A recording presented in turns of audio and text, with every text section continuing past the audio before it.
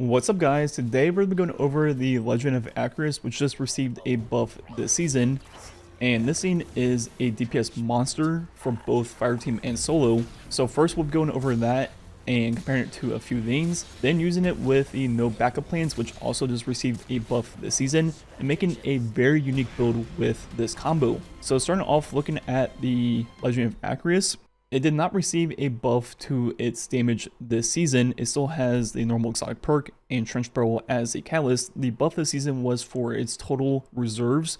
The base reserves going from 12 to 16. Also, they increased the maximum projectile distance from 9 to 12, making it so you can land more shots without having to be like right on top of the enemy.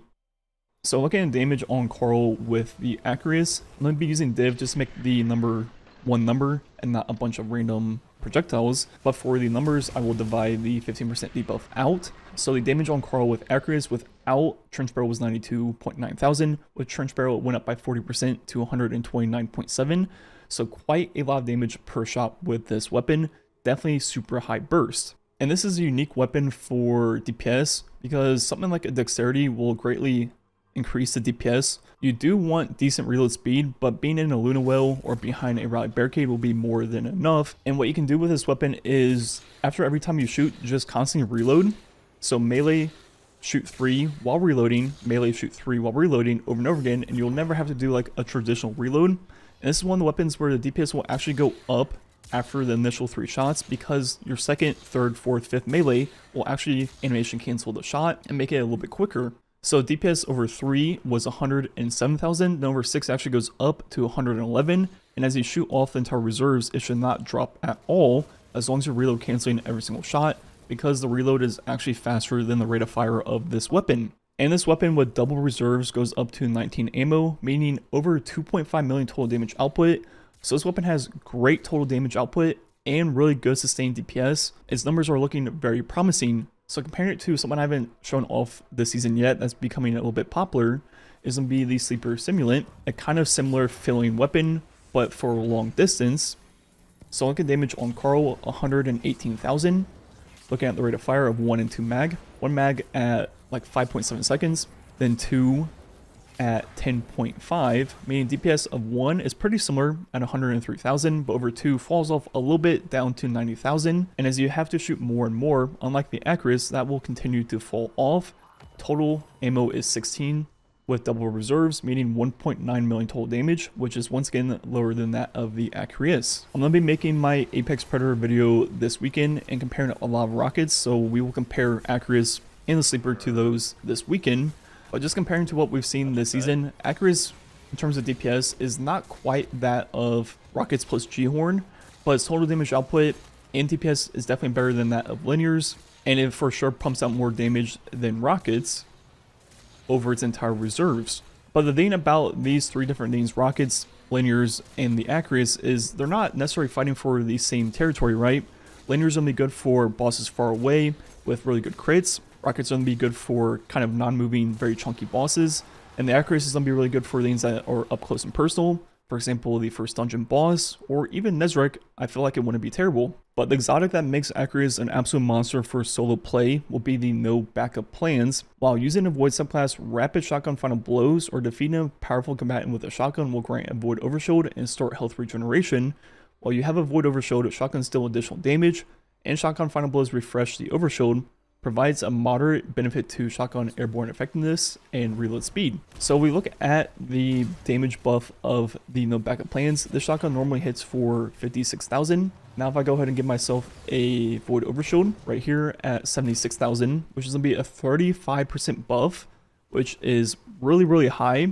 Now this will not stack with other buffs in the game, so will not stack with Will not stack with Empowering Rift, will not stack with Weapons of Light, but it is among the highest in the game at 35%, and definitely worth using while in a well, because it will override the 25%. But what you can do for solo play is take advantage of the 35% buff whenever you want with Bastion, by just putting down your Rally Barricade, which also gives you access to good reload speed. Then we also have a debuff with Echo of Undermining, which will be 15%. And finally, we can also use Triple Arc Surge for another 22% buff that will stack with everything, meaning completely solo, we can do DPS of over 200,000 Usually to reach these numbers, you have to be using like a rocket plus a G-Horn, and you need a full fire team, right? Where one person has G-Horn, one person has the legendary rocket, one person has a well, one person has a tether or a tractor. It takes a full team, right? With this, it's completely solo reaching these numbers, and it's absolutely insane. Just look at this boss kill on a strike boss. It took almost 4 shots to kill it. And if we look at the rest of the build to go with the Acrius, so with no backup plans, our main actor is actually going to be the last man standing shotgun, which just came out this season with Discord on it.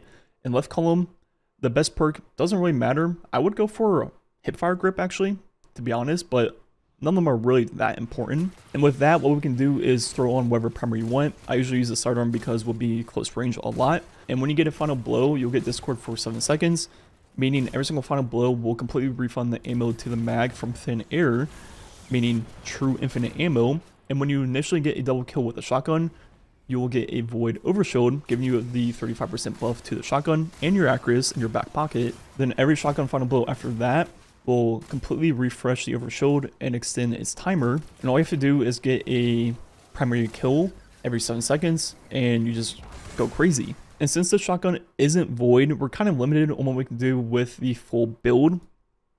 So if you have a void build you really like on Titan, go ahead and use that. The one I'm using, I'm going to be showing off right here. We have these 2 aspects to help get our grenade back and make everything volatile. Then we have Starvation, Persistence to increase overshield and devour timer. Then we have this new one to create void breaches when we defeat volatile targets. And finally, Undermining, as we showed off earlier, for the void debuff. For mods, we have a Solar Siphon, Ashes Assets, and a Heavy Ammo Scout. We have Grenade Kickstart, Firepower, and an Arc Dexterity. Then we have Double Arc Reserves and Charged Up. We have Stacks on Stacks, Innervation, and Elemental Charge, a new one this season, where collecting the Void Breaches will give us an escalating chance to give us an Armor Charge. Then finally on our mark, we have Powerful Attraction. Then we have Distribution and Bomber. Also in the artifact, there's going to be a trio of Void related perks right here. Defeating a Void debuff target creates a Void Breach. Then when we pick up the Void Breach, we'll get an Overshield or refresh your existing Overshield. And finally, picking up a Void Breach causes your next source of Void damage to create a large weakening pulse. So all in all, the way this build mostly works is just geared to getting your grenade back very fast. And it's also geared towards making a lot of Void Breaches.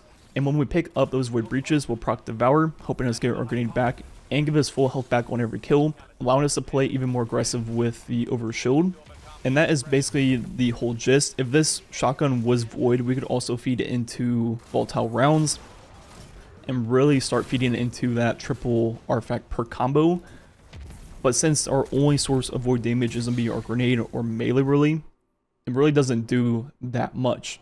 And if you're taking this build into a boss fight in a raid or dungeon, I go ahead and use mostly the same stuff, but on my legs, triple arc surge, and on my mark, double time dilation, and the rest of the build is the same. I do change out one of my aspects to Bastion. That way we can give ourselves and our allies an overshield right when the boss fight starts with our Rally Barricade, instead of having to rely on getting it from the shotgun and rapid kills. The Acrius is also extremely good for lanes with champions. In this gameplay I was, I think, 13 light under, and I almost one-hit the champions, and this is with a Sunbracer build and not the Titan build. With a Titan build with the 35% buff, I definitely would be one-shotting the champions, but this Lost Sector is one of my least favorite in the entire game, and really bad for a close-range weapon like Acrius because of how far away the Unstoppables are and all those creeps everywhere that will just explode on you and kill you. So definitely not the best Lost Sector to show off this build and Acrius as a whole. So maybe down the road, in a better Lost Sector, I will maybe sneak in some footage at some point in some video, but this build and Acrius as a whole is really good for solo champion gameplay, or even doing Nightfalls or anything with champions in general. Anyways, I think that's gonna be it for the video. There's a lot of stuff going on. This build is extremely fun and really good. The Acrius is an absolute beast, and even better at solo play with this build. Let me know what you think about it down below. Like usual, thanks for watching. Catch you guys next time.